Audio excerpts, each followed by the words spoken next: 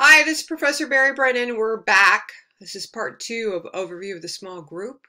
I'm going to go straight to the PowerPoint. We left off talking about the benefits between working in a small group versus working as an individual. Let's go there right now.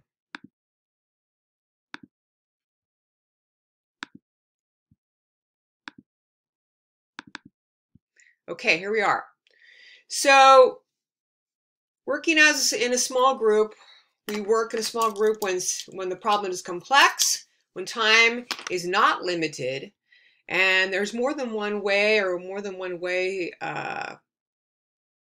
solution, more than one way to go about something and come up with a variety of solutions. And oftentimes when we work in a small group, because there are more people involved, the solution is often more acceptable, or it's easier to persuade people to take that solution because more minds have been involved. So when you want to work as an individual is when the situation requires you, or the problem requires expert work. So if the person's an expert on this particular area, let's say, for example, let's talk about COVID, right? There's experts in immunology. I think that's how you say it. They're experts in viral systems or viral viruses, right? They're experts in that particular area that are going to work to find a cure. And they're not working as a group, they are working as individuals. Now, they might have more than one person in the lab, but there are certain people that become experts on that area. So you want that expert to work for that. If there's also, you want the expert when the time is limited, when we need to get it done, we want the expert. So let's go back to the idea of COVID, right? We have experts working on a vaccine or a solution to the COVID problem, and time is limited, right? Our situation in our lives right now is we're economically in trouble. Socially, we need to get out there so we can be with each other. As I just talked about, we are genetically coded to be with each other. And time is limited. We want to get this thing done so we can get on with our lives, whatever that means. It's probably going to look different, but at least we can get on with our lives. So another reason why you want to work as an individual is if you have situations where the conditions are constantly changing. And what does that mean? It means that when you're in a small group, if you have conditions that are constantly changing, you have to constantly adapt. It's going to be hard because you have a lot of people involved. When it's one person, it's much easier to adapt and be flexible because you only have yourself to deal with.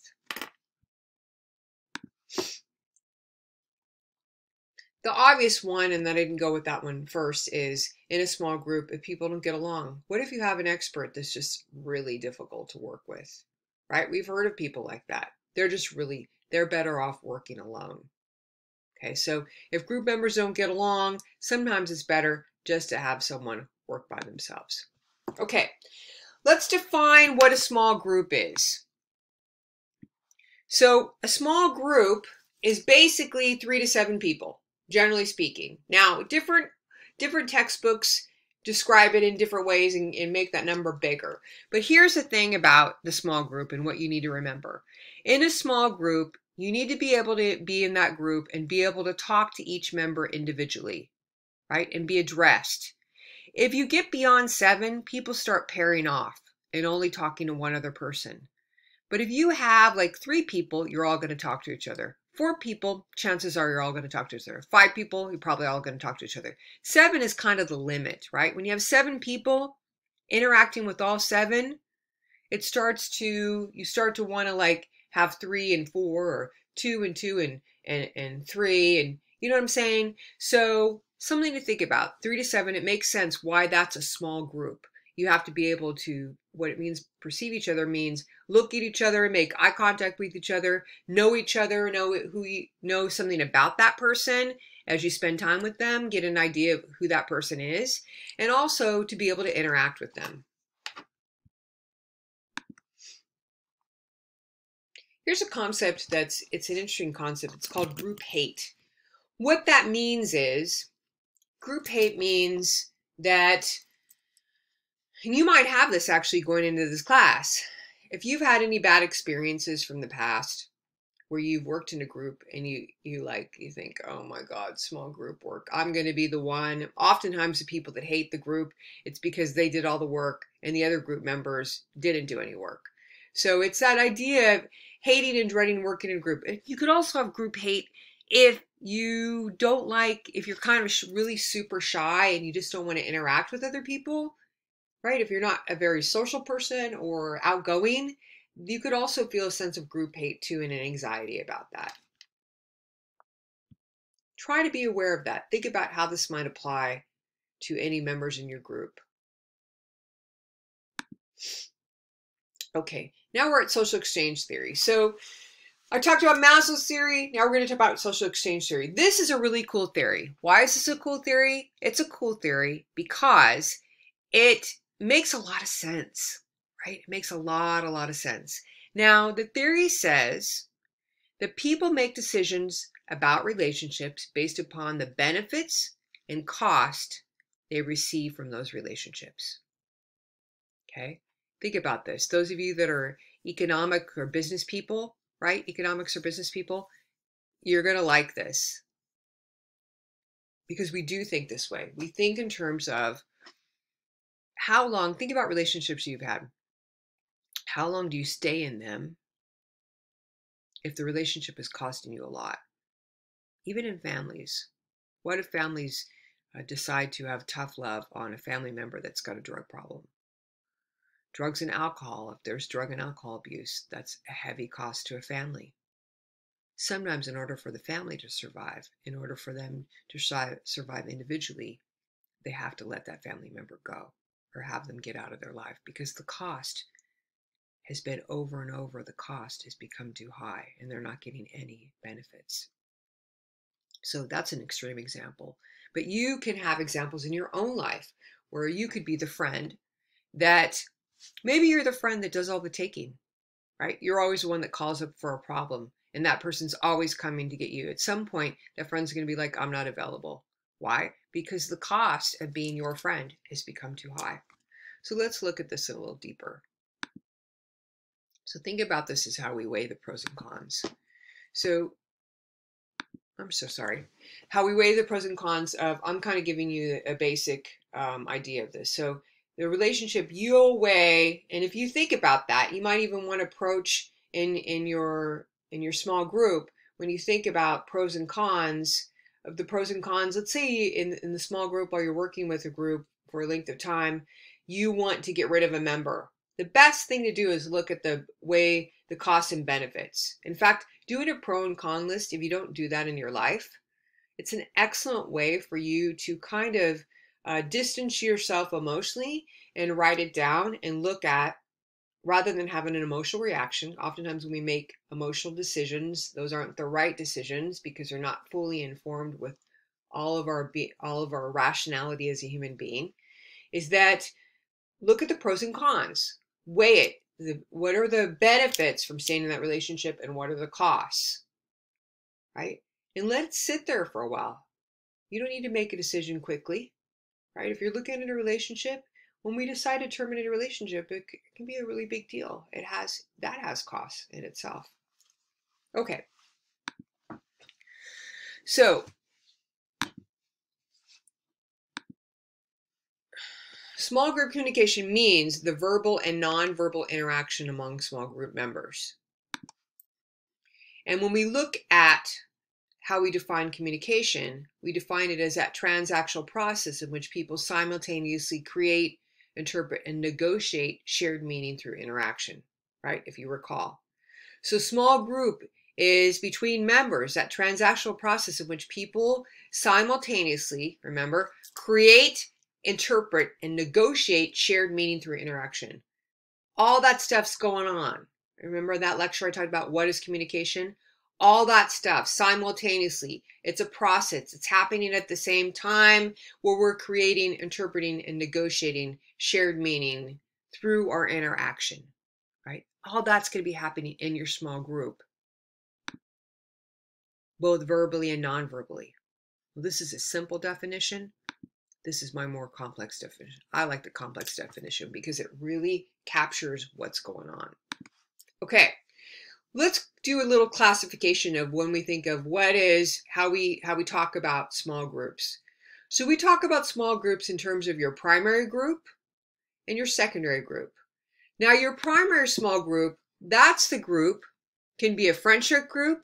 It's oftentimes your family group, but it's the group that meets your needs for love and affection.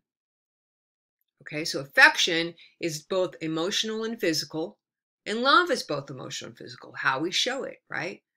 So affection means touching. It also means words like mi cariña, mija, the way we talk to our loved ones that we love, my dear, my beloved, my sweetheart, baby.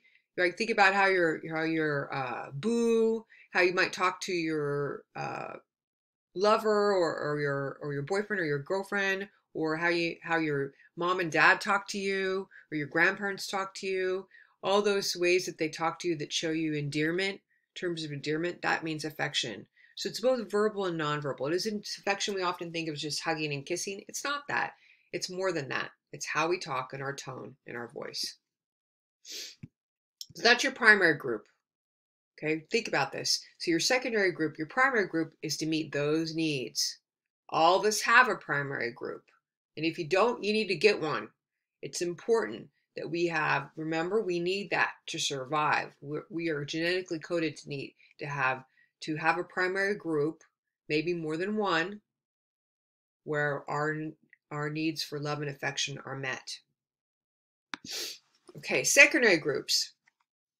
They're formed for needs of control, but they're really formed to meet a task. Okay, usually problem solving, but also if their needs of control really relates more to an organization. So secondary groups can be support groups, right? If you go to a therapy group, let's say you're going to a group, it could be a group for people that lost their parent, right? All the young people that lost their parent, maybe I bet they had support groups like that in 9/11, or they have support groups, maybe they have support groups for young people that lost their parents from COVID, or maybe they have a support group for parents who lost their young child from COVID. That's an example of a support group. It can be for more extreme things like incest survivors.